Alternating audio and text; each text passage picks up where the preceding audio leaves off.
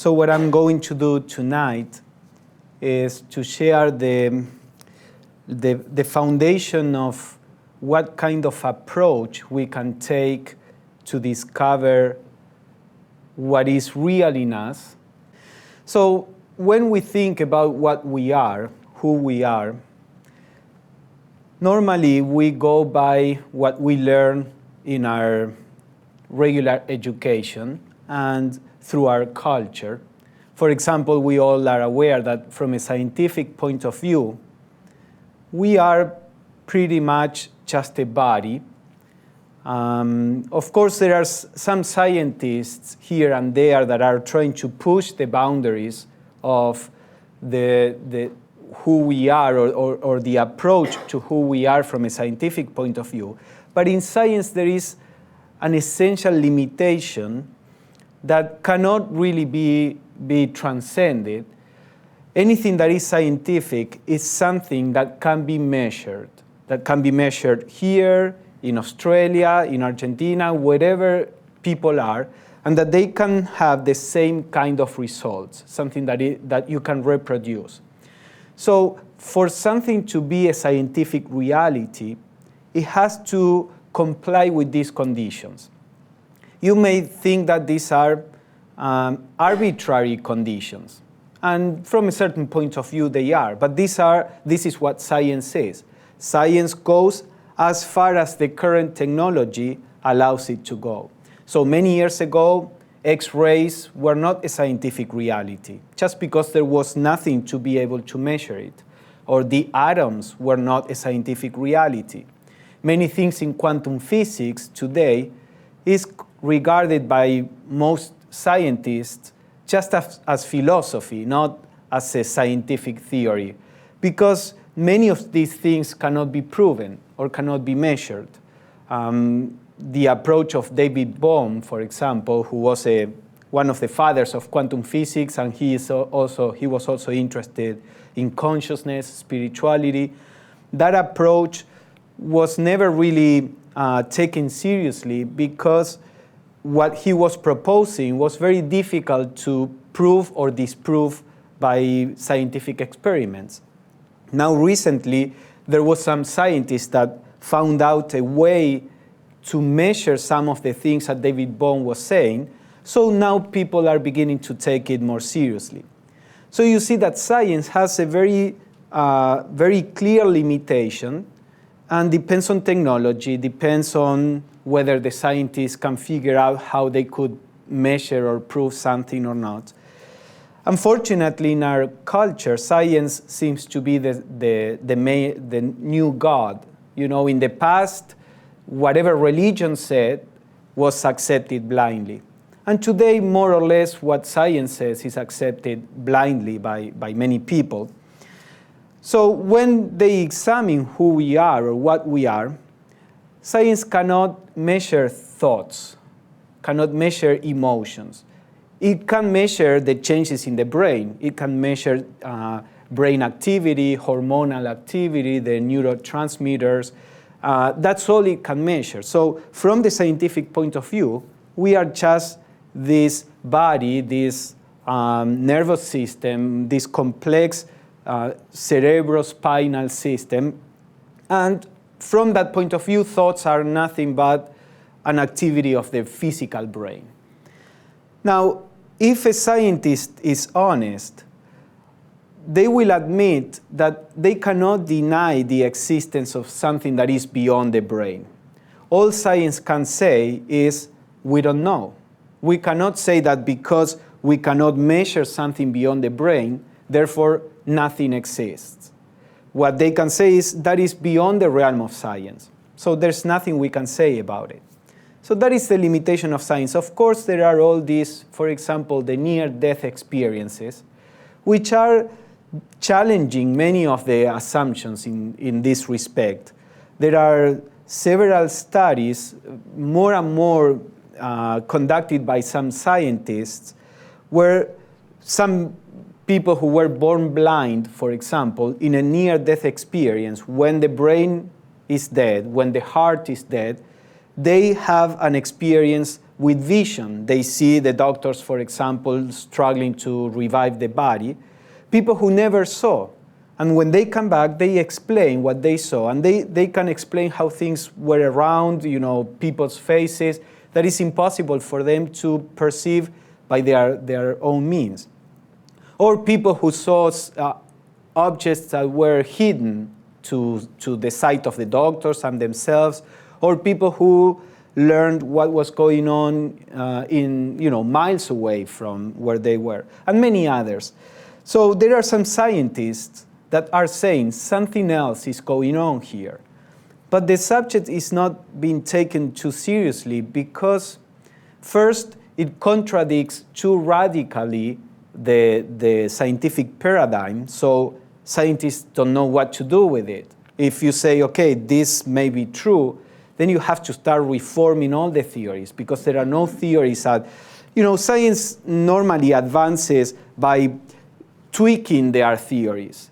So, you tweak a little here and you tweak there, and along the time you may have an important difference from one model to the other, but normally it goes little by little, except when there are facts that are too big and too radical to reject or to adapt to the theories. These are the changes in paradigms that sometimes happen. Well, with this question of the near-death experiences, they are in this position. There is no way you can tweak the theories they have to accommodate this.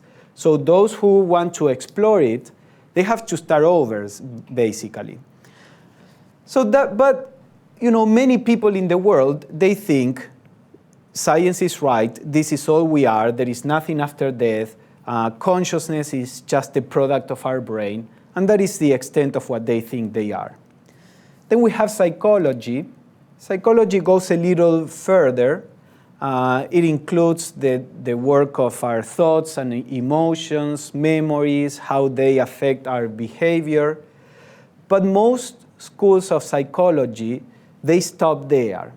They stop in whatever is observable. We can talk to people and see how they think, how they feel, what happened in the past, how they are behaving now. And taking those elements plus the physiology, then they try to explain what is a human being. Now, if we introduce concepts as the soul or the spirit or different states of consciousness, as long as those things cannot be, again, measured in some way through tests, through some kind of dialogue, and as long as that is beyond the field of some kind of experimentation, that doesn't belong to the field of psychology. Of course, there are some branches trying to develop some transpersonal psychology, but they are struggling. The main psychology is reduced to thoughts, emotions, experiences, memory, environment. So for many people, we are this body, we are these thoughts, we are these emotions, our past experiences, and the memory. And if you see, that is what most of us perceive of ourselves. We may believe that we have a soul, as we normally say, but for most people, that is a belief. We may have some feelings that we may think that they come from the soul, but what we are actually aware of is our thoughts, our emotions, memory, body, sensations, this field that is covered by science and psychology. Now, religion is the field that talks about whatever is beyond. But the way we have approached religion is by means of faith or belief. So they talk about a reality that most of us cannot perceive. So if that appeals to you, you accept the concepts and you try to integrate it to your life. But it's for the most part something that you are just accepting. And I think this is one of the main problems we have in humanity. Because unless we can have some kind of direct experience of the deeper aspects of us as human beings, we are not going to be able to move past all the conflicts that we are generating. If we are base our lives on our thoughts, our emotions, our physical needs, our sensations, they will always produce some kind of conflict. Because first, they are constantly changing. We may like something today, we accomplish it, we obtain it, but then we all know that new needs appear. So then we need something else, and the new needs appear. If you look at the nature of emotions, the nature of our mind, is that it's constantly changing. It has to be constantly stimulated. When we say we are bored, what we mean is that there is no excitement, stimulation. Because the life in sensations, the life in feelings and thoughts and emotions, is based on stimulation. And the current culture have profited from it in a very smart way, because they are constantly offering us new ways of stimulate ourselves. Now, this produces a whole set of problems, but also there is the problem of our emotions can be hurt. Our way of thinking can clash with the way of thinking in another person. Neither thought, nor emotions, nor sensations are things that unite us. Because I have my emotions, you have yours, and our emotions may now come together and tomorrow be at war. And same with our thoughts, with our way of thinking. So if we try to build some lasting peace, some lasting harmony, it cannot be based on thoughts, emotions, sensations.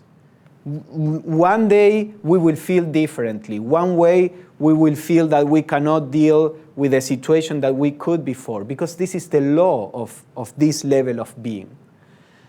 Now, most, let's say, esoteric traditions, those traditions, philosophical or religious, that try to go deeper into esoteric means that which is inner, that is beyond the evident.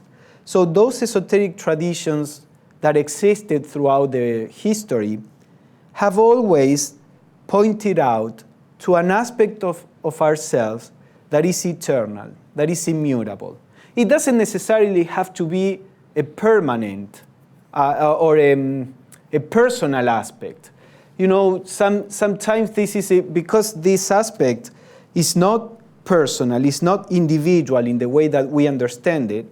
Sometimes this aspect has been explained in positive terms, in the sense of it is eternal, it is immutable, or in negative terms, in the sense of it is not impermanent, it is not, passing, it is not conditioned. And it is important to know both approaches, because whatever is the reality cannot really be defined by one definition or the other. Or at least this is the Theosophical view. If we define it in a positive way, in the sense of the eternal is this and this and this, then we are missing some aspect. If we define whatever is reality is not this, is not this, is not that, then we may miss another aspect. We are going to different extremes. So I don't want to go too much into that aspect. We will talk it a little more during the retreat. But the idea here is to see if there is anything beyond this changing reality that we experience. If there is an end to the identification with that aspect in ourselves that is constantly changing. So there are some methods that we find in many different traditions that may help us begin to do an actual exploration, not something that is based on beliefs, not something that is based on concepts that we study and repeat. All these things are necessary. If you don't believe that this may be true, then why would you bother exploring this? So there is a place for a certain kind of belief. If you don't understand how you have to look at yourself, where you have to look, then what are you going to do? So there is a place for study. There is a place for all this. But these are means to an end. So it's not that if we know about this, that is enough, or if we believe in this, that is enough. These are means for a real discovery. And we don't know what we are going to discover. That's why when you are searching for something new, you don't know what you are going to discover. So that is the attitude that we have to take. We don't know if the ultimate reality is a totality or is emptiness. It doesn't matter how we visualize this. What matters is to make this, to take this journey and see what we can see at the moment, and then keep moving and see what is beyond. But then we have to be taught, helped into how to look into this. So that's what I want to share with you, some ways that we can approach to discover if there is anything beyond our thoughts, our emotions, sensations, memory, conditioning, or not. So one first method that we are going to explore in the retreat, I'm going to present a few of them from the more, let's say, superficial, moving progressively into a deeper exploration, because we need to set certain foundations before we can go further. So a first method is one of self-examination.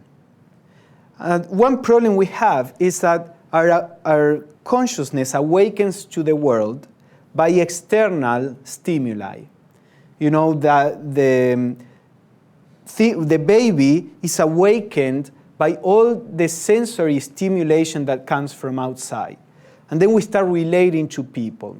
And then we start looking at the world. And then we start desiring things. And we are moving in that direction, trying to grab what we desire. So the basic consciousness we have is developed with this outward movement. Now the problem is that what we need to learn is to look inside in order to discover what we really are. Our culture is able to measure what happened in the universe some microseconds before the Big Bang or after the Big Bang. We can see galaxies that are millions of light years away from us. We can detect some subatomic particles that last nanoseconds, but we don't know who we are.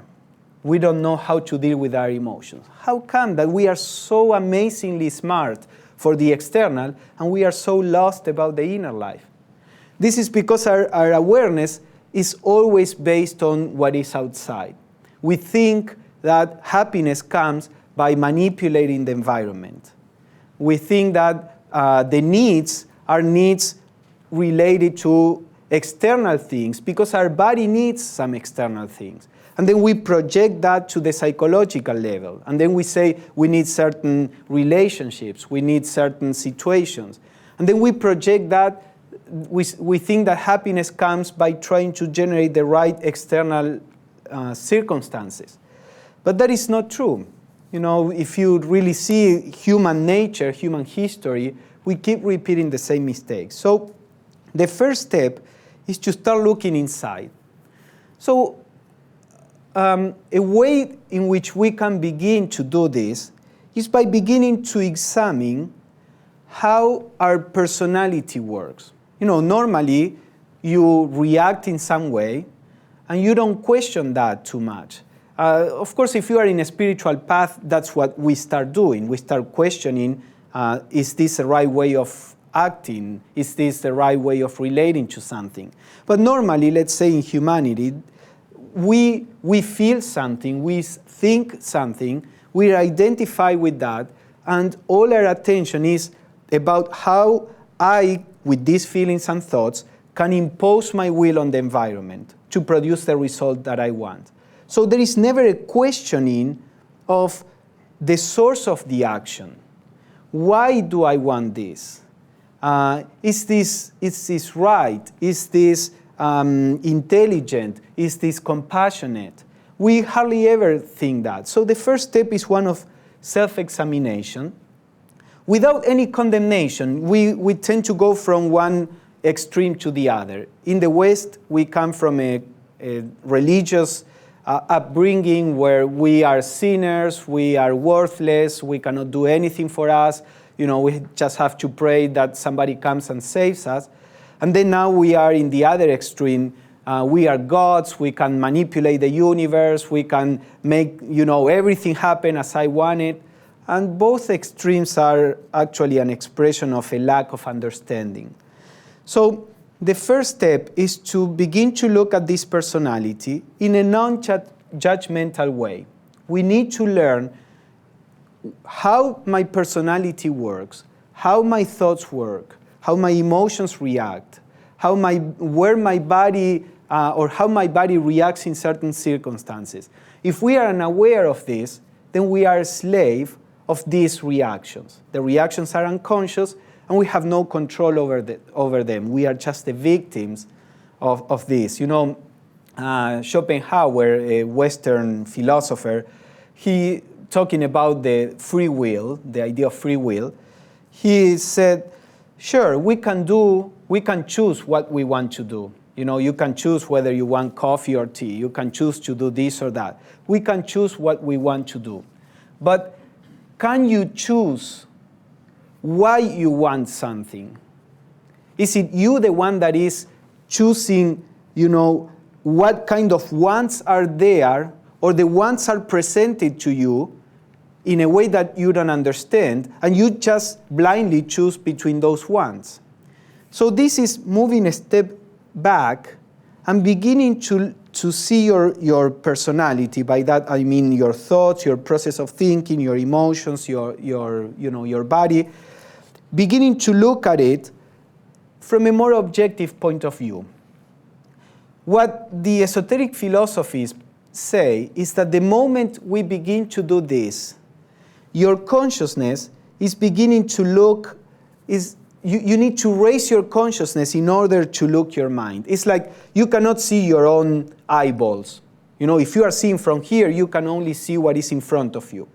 When you start looking at your thoughts, when you start looking at your emotions, in order to do that, you have to raise your consciousness to a level that is a little beyond thoughts and emotions, or the conditioned thoughts and emotions.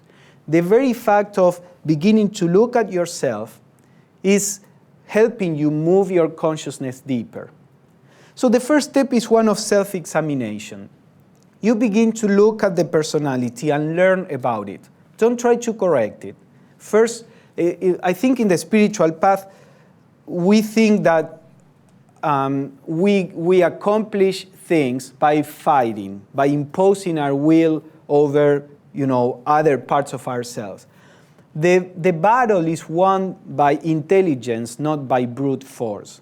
So we can change not simply by trying to force ourselves to do something, but by a deep understanding of what we are doing, why we are doing it, why it is foolish to do that if it is a wrong action, but not again in a judgmental way. You just see. When you start exploring, you just see. And the more you see, you say, this doesn't make sense. And that very understanding begins to produce a change. Of course, here and there, you may need to use your willpower to kind of control certain reactions, but that has to be based on your understanding. Understanding is what opens up the possibility of change. So you start looking at your personality, first to learn about it. Don't condemn it. You are honest and you say, in this situation, I see that my emotions respond in this way. That produces it breaks the identification we have with the emotions. We think that we are the emotions. But if that is true, then we could choose what to feel. Many times we have emotions that we don't want to feel. And how come? If you are your emotions, then you should have perfect control over the emotions. But when you try to feel in a different way from the way you are feeling, you can see how the emotions have their own life. You don't want to be upset, and there is nothing you can do about it.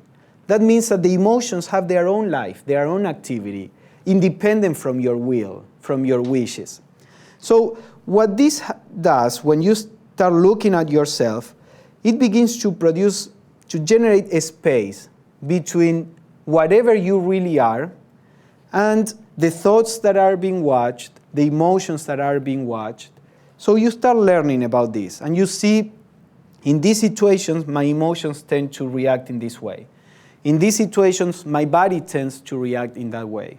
In these situations, my thoughts, make these judgments. So the first step is one of self-examination. Maybe you can keep a diary.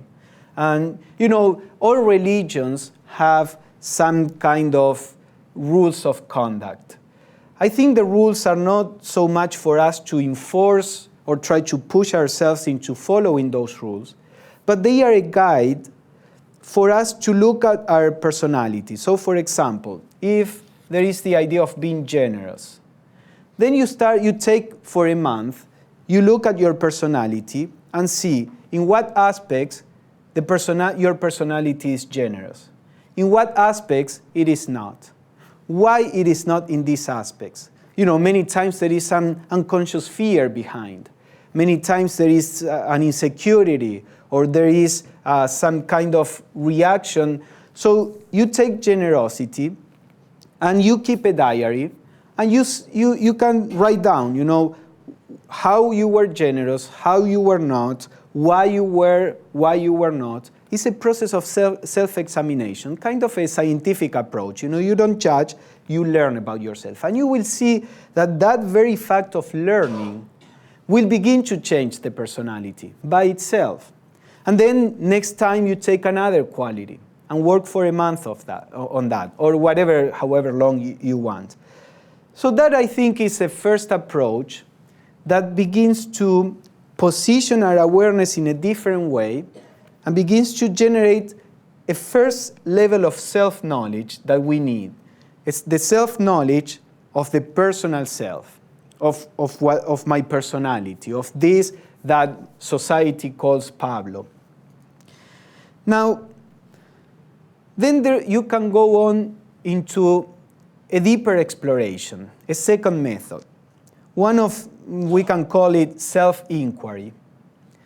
So you are beginning to see how your thoughts, emotions, sensations, actions, how all this work. And then now you can ask yourself, is this all I am? Or is there anything beyond this?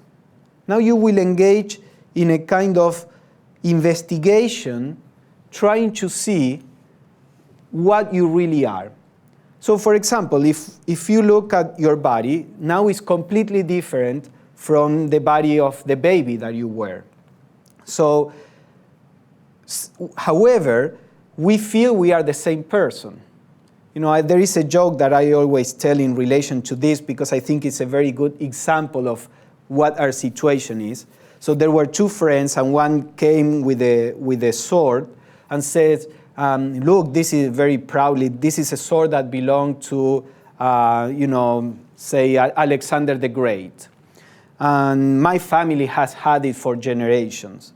So the other friend looks at the sword and says, wow, now this is really well preserved. And then he starts looking, and the sword is quite modern.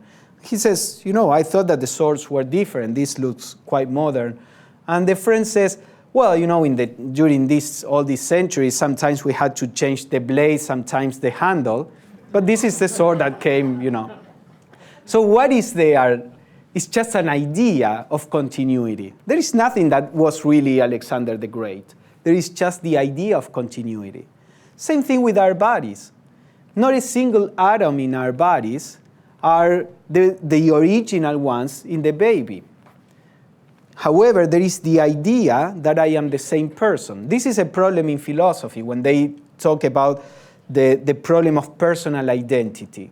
What makes myself be myself if my body is constantly changing? My emotions too. The way you felt when you were 5 years old, or when you were 15, or now, may change very radically. Sometimes we keep some patterns of emotions, but those also can be changed, with psychological work, with spiritual work. You may, feel sad at this moment, and the next second, something happens, and you feel very joyous. And who are you? the sad person or the happy person? Why do you say you are the same if everything is changing?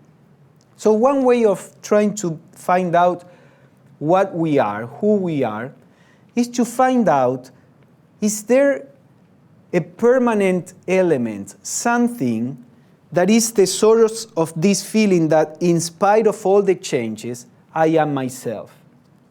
So you can do a little meditation and start thinking about how your physical body constantly changes. And obviously, if your sense of identity remains the same, you always feel you are the same person, then it cannot be tied to the physical body because it would change as the body changes.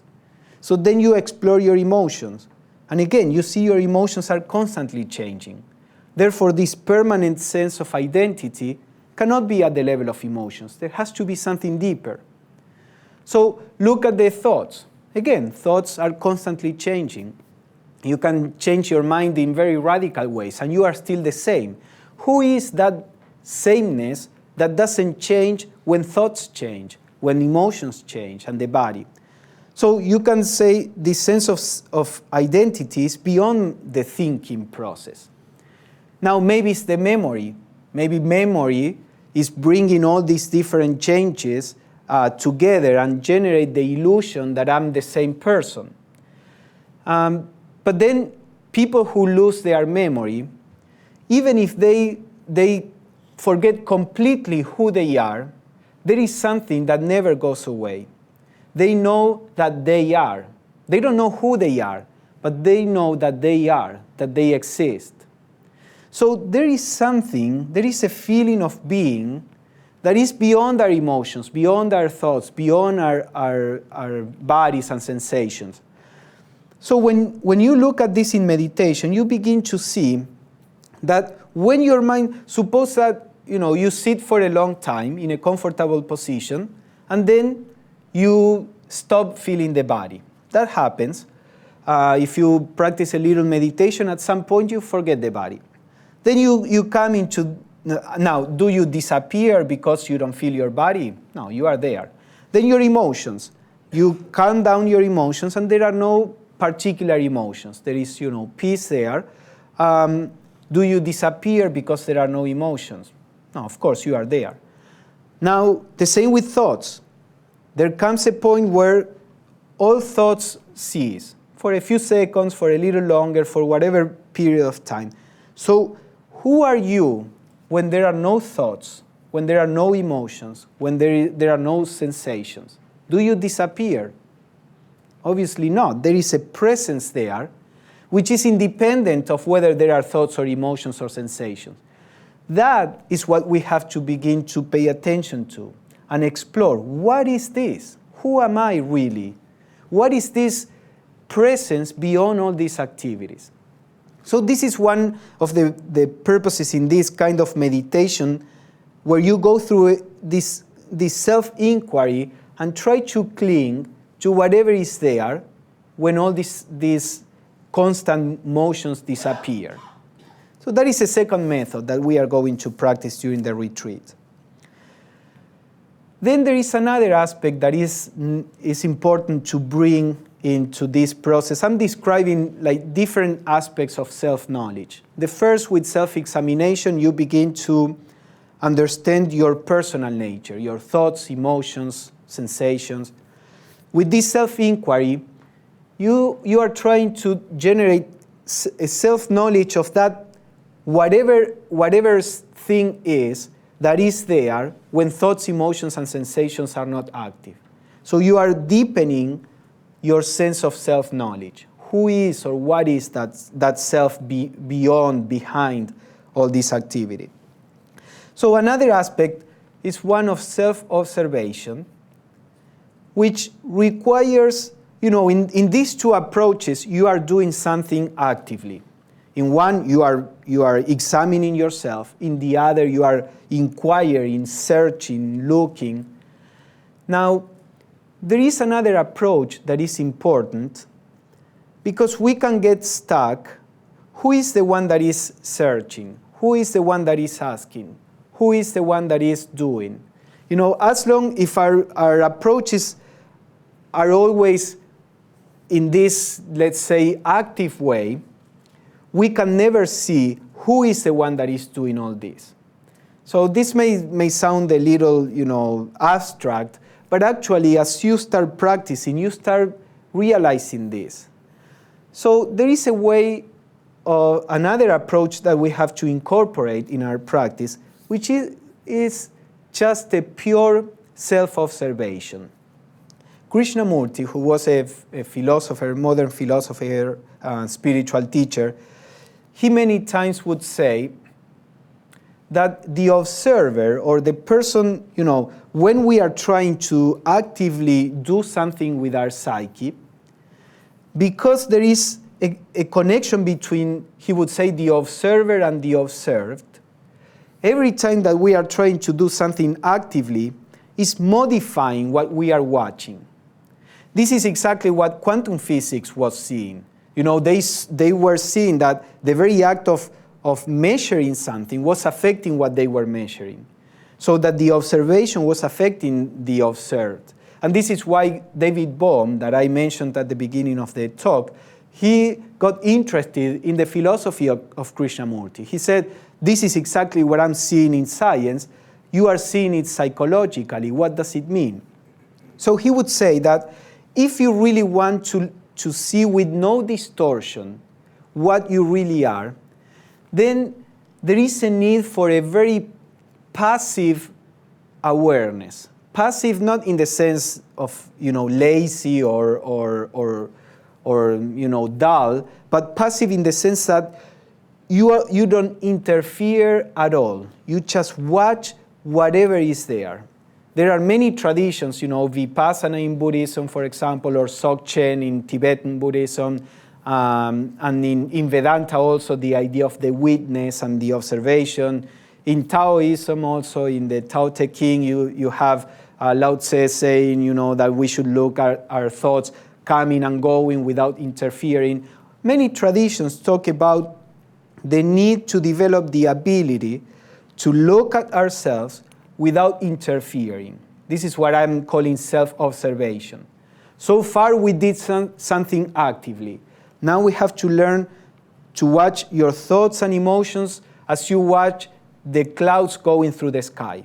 You watch the clouds and you don't try to modify the path that they are taking or their form or making them wider or darker. You just watch the clouds going through the sky. With the same attitude, we have to learn to watch the psychological motion. Thoughts come and go, and you don't try to interfere. There may be positive thoughts, there may be negative thoughts. In this particular approach, that doesn't matter. Thoughts are just thoughts.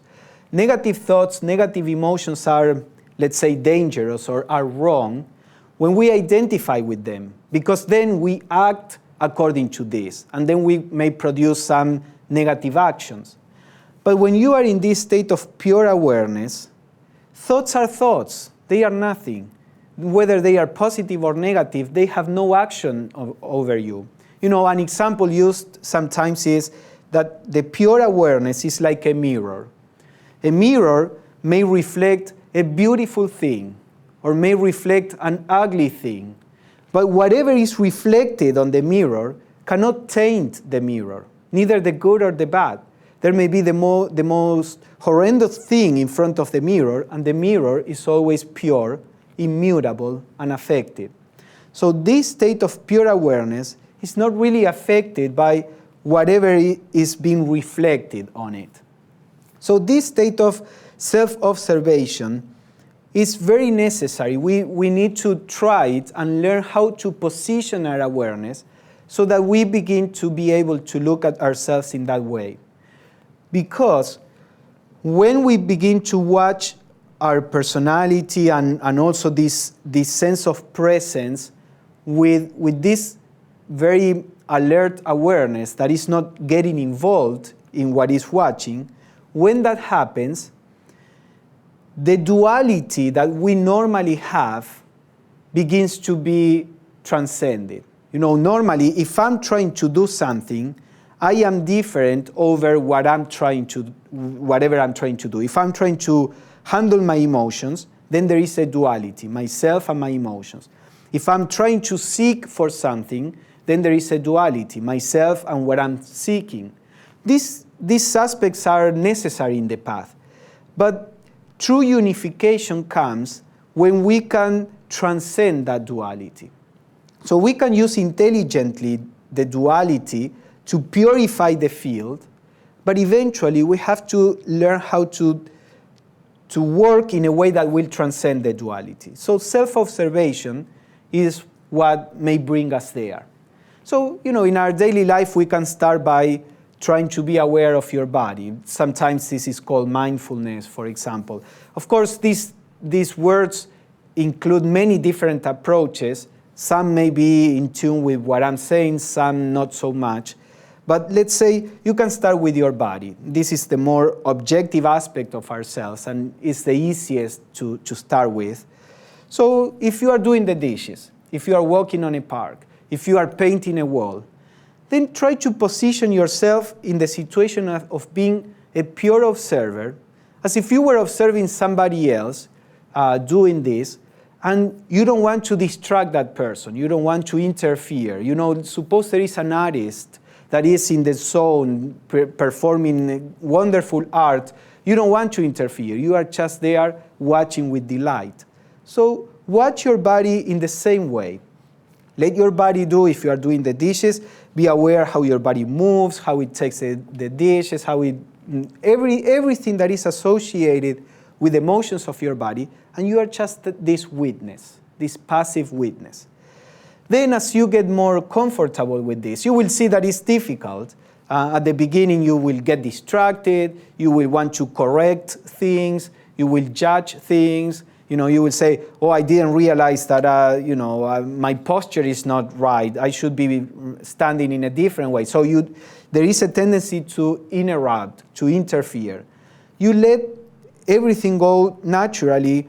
If your mind realizes the posture is not correct, let your body correct it and don't say anything about it. Just watch the wrong posture, your mind realizing it, and then the body correcting it, and you are just the witness of all that. So you can start with the body. Then when you are more or less comfortable with that, you can start watching the emotions. This is far more difficult. We are very easily drawn into the emotions. But again, with practice, you develop the ability to see the emotions have their own play, their own game, and you are watching it. You embrace it and you watch it. And you will see that when you do that, the emotions, like anything else in nature, have their own process. They arise, they develop, and if you don't interfere, they will go away by themselves. When we interfere, we keep adding, fuel on the process. Our very interference is like transferring the energy that is in our consciousness and fueling these emotions. When you watch in this passive state, it's like you are unplugging the emotions. So the emotions have their own energy, which will be exhausted and they will disappear. And same with your thoughts. So you can maybe pay attention to your emotions for a while, a month or 2 months or 1 week. You can do your own discipline. Then do it with your thoughts. So as you become more skillful in doing this, comes the last method that we are going to explore, which is probably the highest that we can aim at while still using our will in some sense. After that, things happen, by themselves. Religious people would talk about grace. There is this argument, even in the Christian tradition, between Catholics and Protestants, whether you can work to gain the grace of God, whether the grace of God is freely given, whether there is anything you can do to receive the grace, or your very doing something is pushing it aside. And there is all this for centuries, this argument, which in my view is simply because, and I may be wrong, so I'm just saying my view, but I think they don't understand the process. Because if you understand the process, you can see how the two things are true, in their own place. So there is something that you can do, but only so far you can go and no further. If you go so far, then something can happen that is beyond you. If you don't go there, something may happen, but it's more of an accident. You know, some people, something happens for no reason, and they have no control over it. And accidental experiences are interesting in the sense that you see that there is something beyond, but they are just another anecdote. You know, they are just an accident that happened, maybe never again happens in your life. It doesn't modify your life. So, but if you understand the process, you can set the conditions for those things to happen. And then you have to let go, because then those things will happen whenever they happen. It's like Krishnamurti talking more or less about this. He would say, you can open the window and the breeze may come or may not. You have no control over the breeze. But you have to open the window. If you keep the window closed, then the breeze will never come in. So we set the conditions with this, all this work and this pure observation. You set the conditions, and at some point, something, you know, a higher consciousness may come.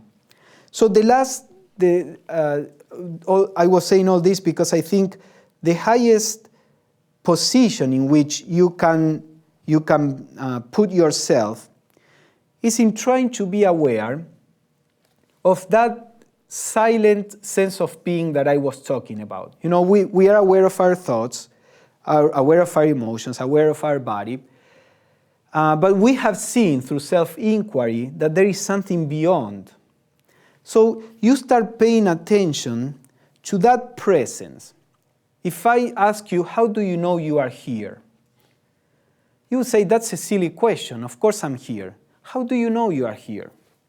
If I tell you, you are not here, you will say, nonsense, I'm here. But there is a very subtle sense of being present, a very subtle awareness that many times we cannot perceive because our attention is always directed to very concrete things, our food, our objects, our, you know, very concrete things. So our awareness is not trained to perceive more subtle realities. A painter may perceive many more colors than I can, because his eyes are trained to perceive some subtleties that I can't, simply because I have never paid attention to that to the degree that he did. So same with our inner life.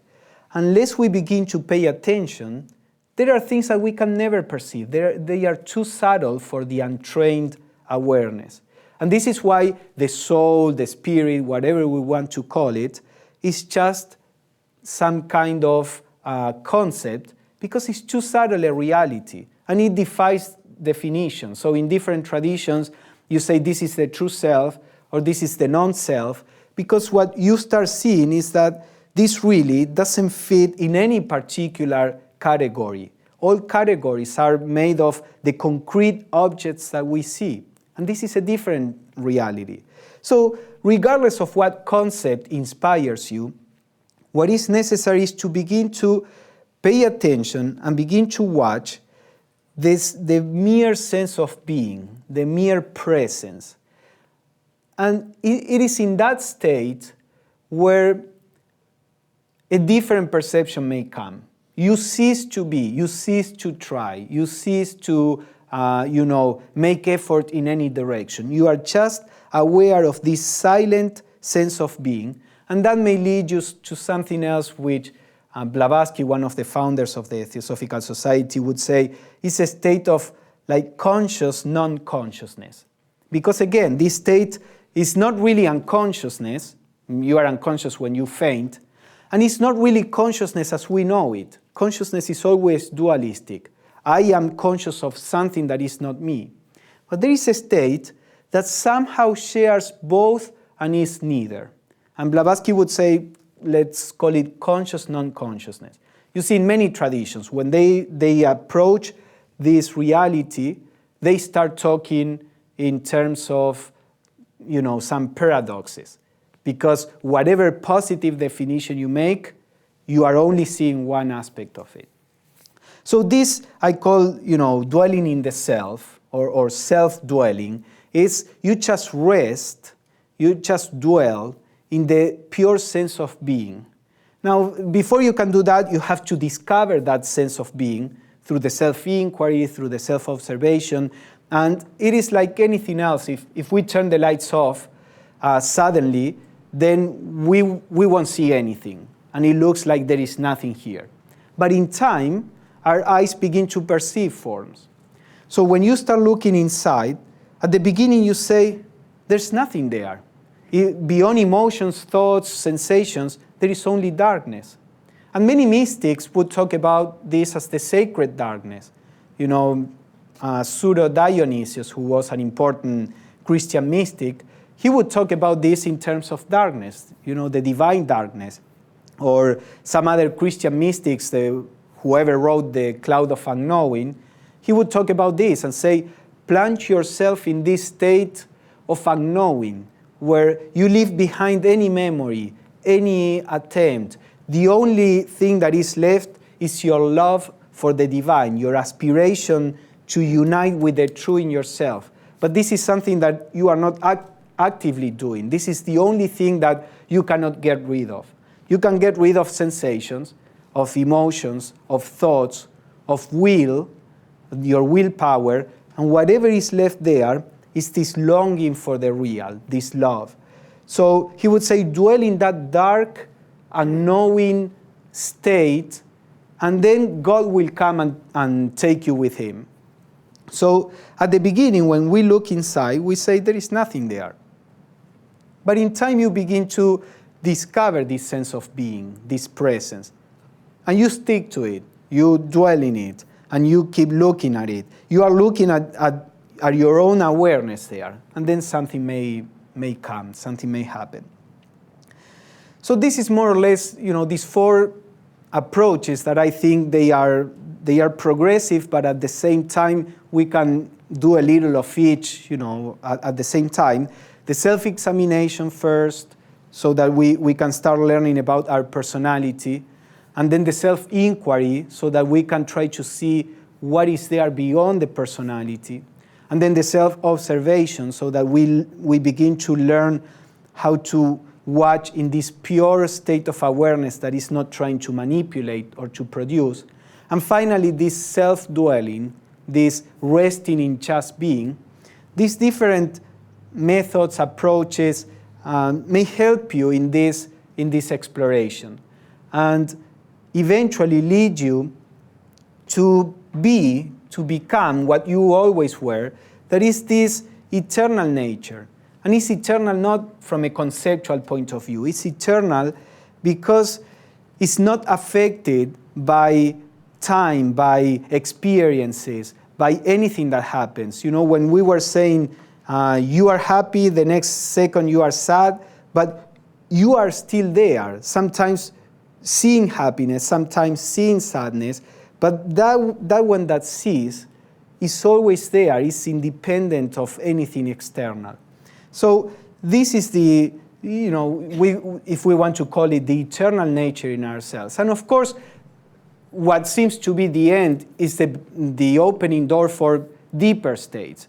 It seems that the universe doesn't necessarily have, an end, or at least in the way that we perceive it. So always open. There is this Buddhist mantra, gate, gate, paragate, parasamgate. The idea is go beyond, go even further, and never get stuck in anything that you can perceive. You are always behind whatever you can perceive. So, keep your mind open. But these four methods, as I said, may help you in that exploration, where then you will be facing your own reality in a direct way. Is there a purpose to that discovered awareness that might be considered an individual purpose? Various spiritual traditions would talk about a unique purpose to a soul in the world today? Yeah, there are different questions of answering that.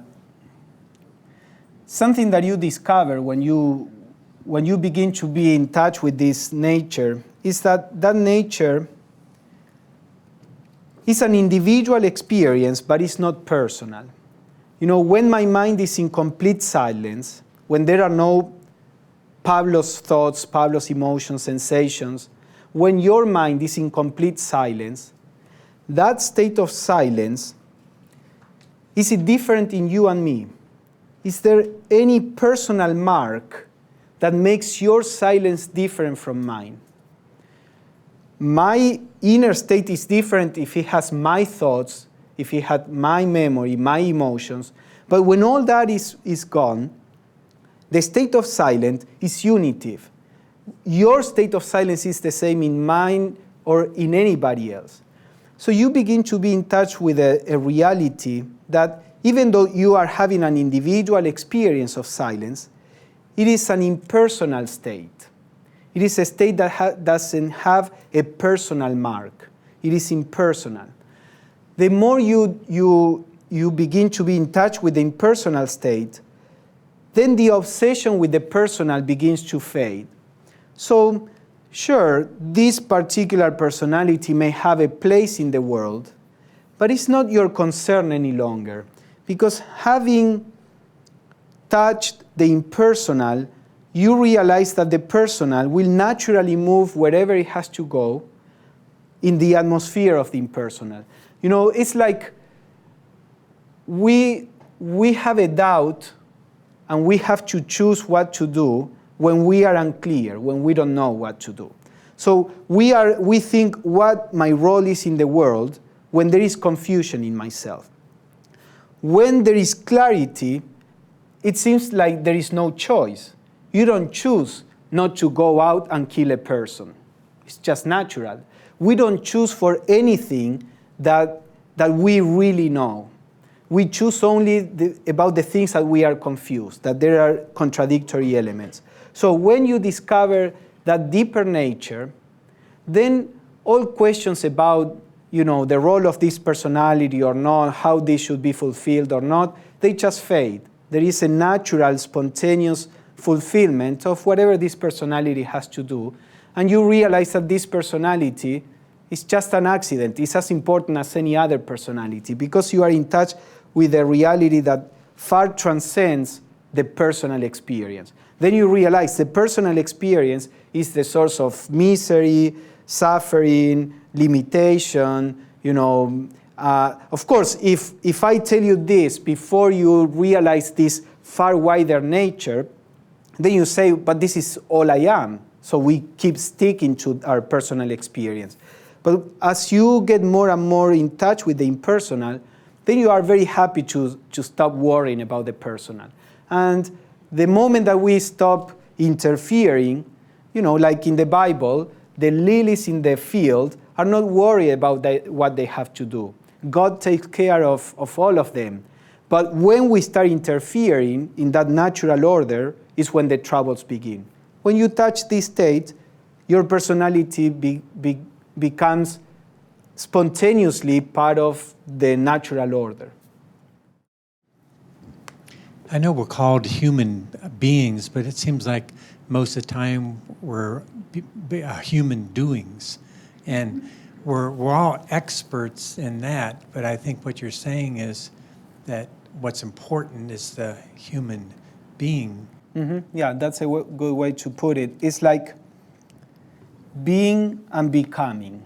Becoming is what we are always in. We are always trying to become something, to attain something, to change. Again, Schopenhauer, this philosopher that I mentioned, he had a kind of pessimistic view because he saw the flaws of the personal nature, but he couldn't see, you know, that there was something beyond. So his view was more pessimistic without having the possibility of seeing something beyond.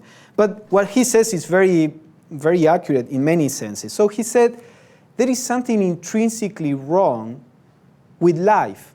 Because if life were right, we would be okay with just being. How come that we need to be constantly doing something, attaining, to justify our existence, to bear our existence. It seems like just being is unbearable for us. We need to attain, to do, to accomplish, to get. So he says there is something intrinsically wrong in life. If life was right, we would be happy with just being. Of course, that is true, I would say, at the level of the personal activity. And there is a purpose why this works in that way. But as we shift from becoming to being, then the being itself, we discover that the just being is satisfying, and then action keeps flowing. It's not that the person becomes a tree that doesn't do anything. Action keeps flowing, but in a natural way, in a spontaneous way. This is what the Taoists talk about with the Wu Wei. The Wu Wei is this spontaneous action that comes not because we just let go of all control and then we are slaves of our emotions and then we think that this is Wu Wei and we are just living, The Wu Wei comes from positioning our awareness in being, and then that the influence of being naturally sets order in the becoming, in the action. So yes, this is a switch from becoming to being. You just mentioned those 4 methods, and I wonder if those are different ones, or are they just you choose one over the other, or are they steps that you can follow to open the window that you mentioned?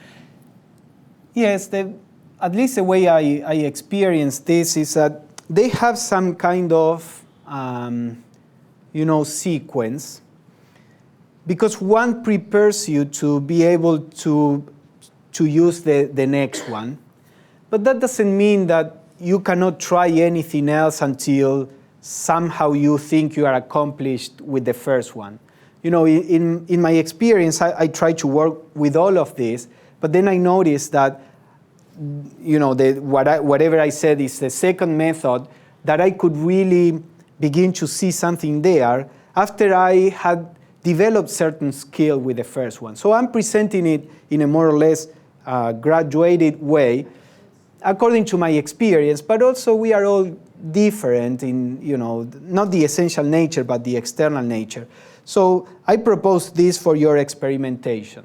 And then you try it and you see, and you will notice, I need to work more on this or more on that. And then we go through cycles, and then you start over, but now you start over with a deeper approach. So it's quite dynamic. So I'm not sure that I understood your meaning on with the culmination of understanding, or the ultimate understanding of self. Do you see that as gradual and continually evolving, or is there an ultimate kind of binary shift? And does ultimate understanding, is it compatible with conventional language or concepts, or ultimately does it require some kind of rarefied state or perception? We talk about self-knowledge, and this gives the impression that self-knowledge will be some kind of information that we attain. And there is an aspect of that. But more than, there is an understanding too. But more than that, there is just being, an experience. And again, experience is not the right, I don't think we have the right word to describe this. There is an aspect of knowing, there is an aspect of understanding, there is an aspect of experience, but it's actually like more of a state. You just discover how to be. So that mystics have always struggled in how to communicate this. So, for example, the Buddha was enlightened and he said, I'm not saying anything. There is no way I can communicate this. And he stayed silent. And then the Devas came and say, hey, you saw realize the ultimate truth, say something. And he said, there is nothing I can say. But out of compassion, he would try to say it. Same with many mystics. They would say, how can I talk about this? There is an aspect that is ineffable, it's beyond words. But if the mystic has a more or less, intellectual mind, and there are mystics that they didn't have an intellectual mind at all, and some others do, then they may find ways to portray this in some way. But there is always a danger that we think the description is the thing. Again, Krishnamurti would say, the word or the name is not the thing. So we talk about these states. Knowing about these states is not to experience the state. So I think there is a possibility of expressing these things in some way, enough for people to walk in that direction. But the experience itself is beyond words. Now, if you had a little experience in that, then you can relate. Or when you are doing, if you know the description, when you are in your exploration and you see something, then you recognize. You say, oh, that is what that meant. But you really recognize it when you experience that. So I think the descriptions are important in that secondary sense. So, then this experience, you can put it to some extent into words, but there is always an aspect that is beyond any words. Now, that is true with anything else. How do you explain the sensation of color to a blind person? Words work because we share experiences, and we say, okay, you're seeing a color, we will call this way. And then, but the word red, or whatever word, cannot convey any experience unless you share that experience. So words, they always have that problem, even with less transcendental aspects.